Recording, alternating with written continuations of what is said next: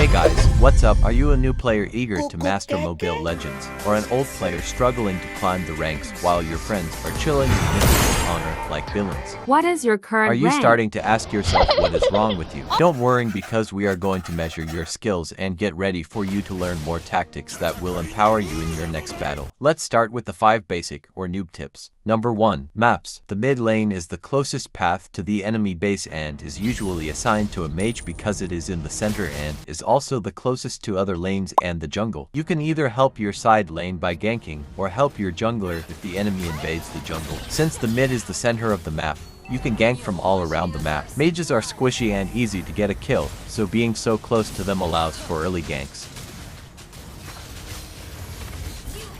Top lane. The top lane is where you can face the most ganks from enemies if we assume the gold lane is assigned there because the blue buff is located here on the map, and most jungle patterns are like this.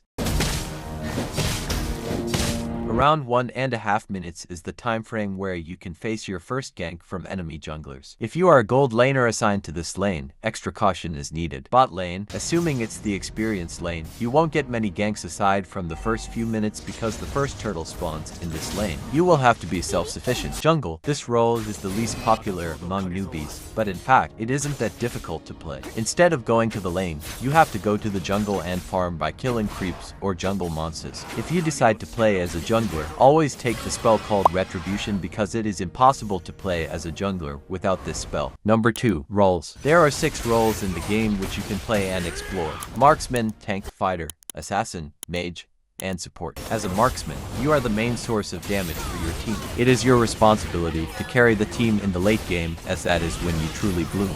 You are generally long range, which helps you stay out of the enemy's reach, as you will be their main target. You are the last person who should die in a team fight, so your positioning needs to be exceptional. You need to know when to fight or when to avoid fights. The best lane for you is the gold lane, which, as the name suggests, provides you more gold than any other lane, helping you purchase your items, which are your main source of damage. As a tank, you will take on the role of a roamer. As the name suggests, roam around the map helping your allies. You should be the leader of your team, deciding where to go or whether to fight or not. Aside from that, your job is to protect your damage dealers. You generally have tons of CC, also known as crowd control skills, which you can use on your enemies to make it easier for your damage dealers to kill them. A move like this is called a setup. A good setup can make or break a team fight or eventually the entire game. As a roamer, you are also the most selfless player on your team, often the first to die if it means your team lives. A fighter is like a jack of all trades, master of none. You can sustain relatively well and deal decent damage. You will be in the front of team fights along with your roamer, sustaining and dealing damage.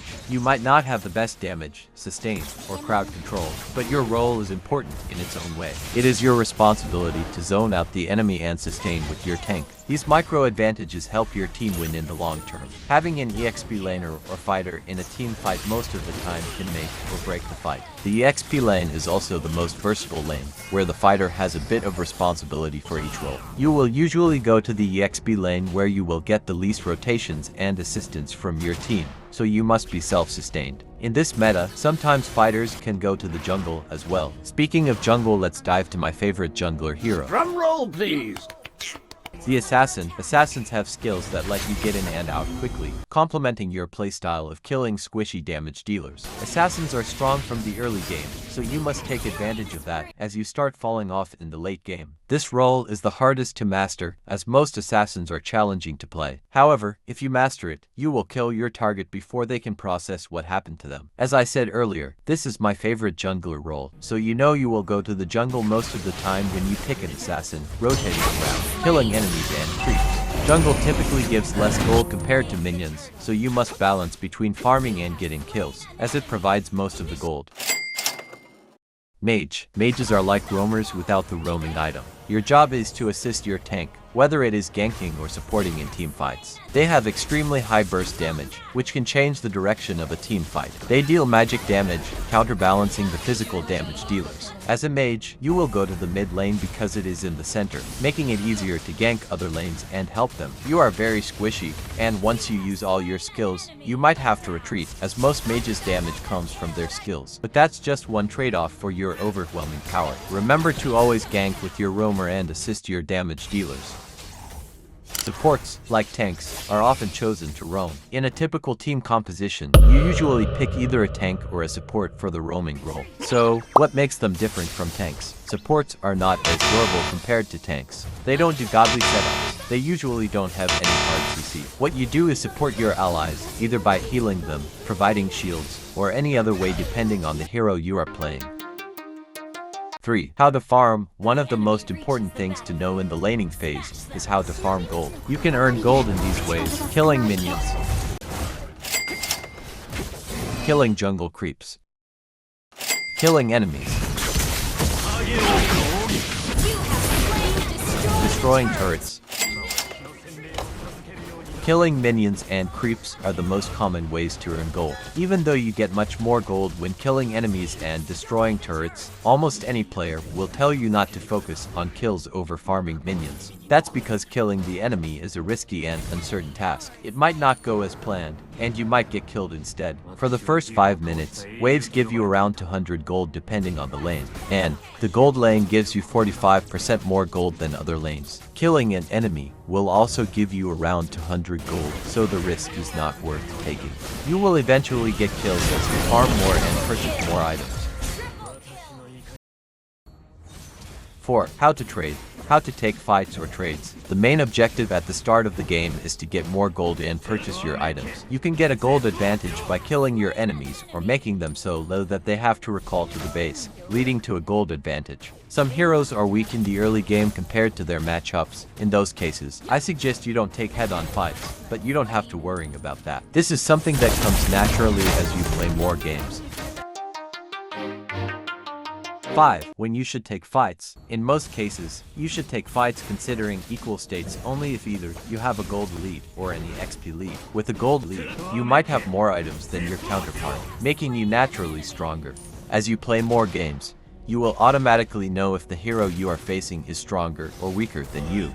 For level differences, it only matters in the early game, as that is when you unlock your skills. If the enemy you are encountering is level 2 and you are level 1, you most definitely should not take the fight, as they will have an extra skill. The same goes if the enemy is level 4 and you are level 3. At level 4, they will unlock their ultimate, which is the strongest skill in their arsenal. If you knew these tips, then you passed the noob test. Congratulations, you are not a beginner anymore. As I said in this video, if we reach 1k subscribers, I'm going to give away 1k diamonds. Keep pushing, guys. So, if you didn't subscribe yet, this is the time to hit that subscribe button and notification bell. And wait, there's more. If this video hits 20,000 views, I am also giving away 1 Starlight member pass.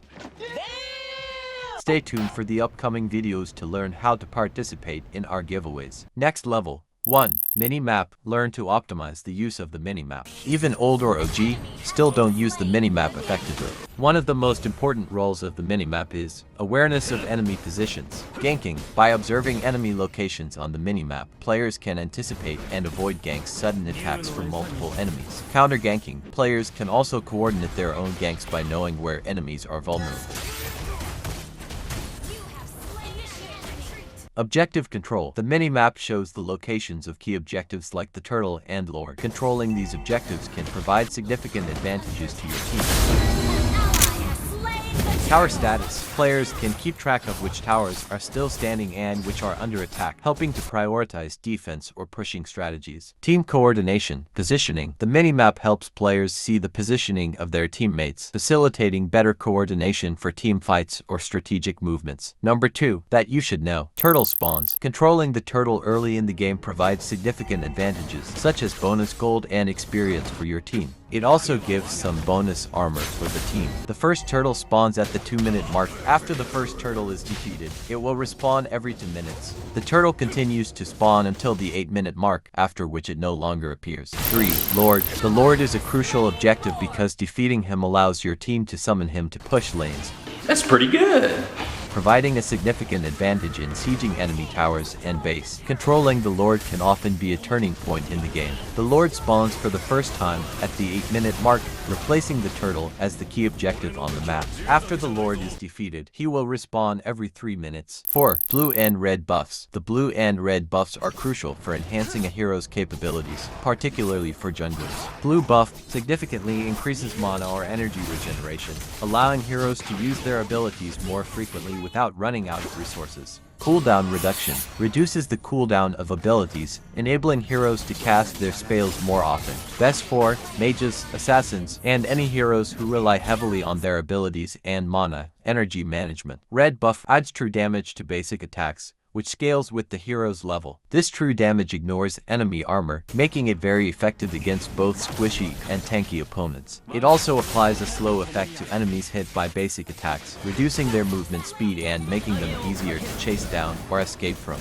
Best for marksmen, fighters, and any heroes who rely on basic attacks to deal damage. 5. Jungle invasion. Entering the enemy's jungle to steal their buffs and monsters, disrupt their farm, and potentially secure kills is a critical strategy. Invade early when the enemy jungler is weaker and hasn't secured their buffs yet. The first minute of the game is crucial. You can also be like a ninja, entering the enemy jungle just to steal the first buff of the enemy jungler and exit just like that. With the last tip, if you already know all of it, get some drinks and cheer for the celebration because you are now at the intermediate level. You get a 10 out of 10 score. Let me know in the comments below. And now, let's dive into the pro level tips. Do this. 1. Outsmarting your opponent. This requires strategic thinking, anticipating enemy moves, and making informed decisions to gain a competitive edge. Mind games and baiting. Pretend to retreat or appear vulnerable to bait enemies into unfavorable positions or traps where your team can ambush them.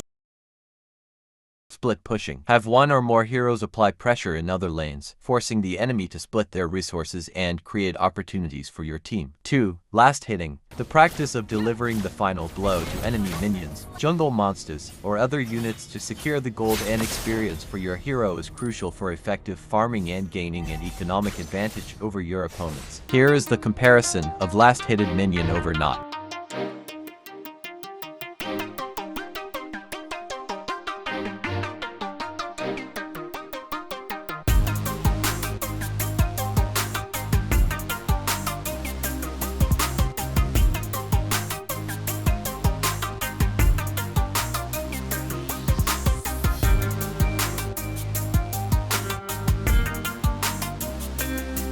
Three. Deny minions. Aside from invading the enemy jungle, there is a way to delay the enemy's resources. If my minion dies while the enemy is far away, they won't get any gold and experience.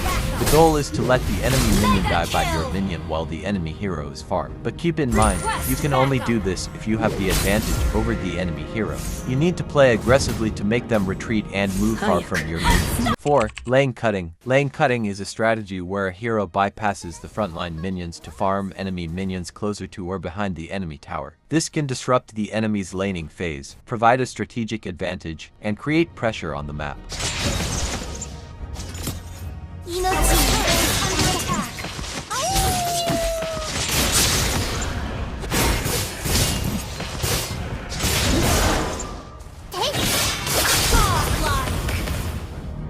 5. Communication. I understand that the introvert and you might hesitate to use the mic, but it's crucial to give callouts to your teammates. This keeps everyone aware of the situation and improves teamwork. Communication does not always require your mic to be on. Wow!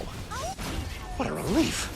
Rather, you can utilize other sources as well. Use the chat to notify your team about enemy spell uses, whether they use Flicker, Retribution, or any other spells. Also, if you are launching an attack, retreating, or taking a neutral objective, effective communication is crucial, so ensure you do it consistently. That's all for today. Thank you guys for watching. Keep supporting New Meta Professor.